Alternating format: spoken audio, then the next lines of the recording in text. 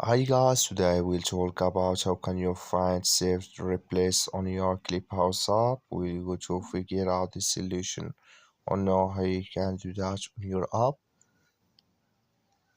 So you just follow these ways, then it's going to work with you. So all you have to do, just here go above your photo profile, click on it. When you just click on it, then it's going here to take you to this list. Then all you have to do now, you just click here on settings. When you just click here on settings, it's going to take you to this list here. Then all you have to do now, so you just click here on save the replace. You just click on it here. So then it's going to take you to this list here. Then here you will find all save the replace you have in this list here. Like you say, I have nothing yet.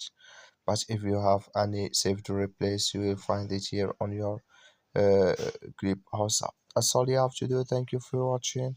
Don't forget to support us by liking.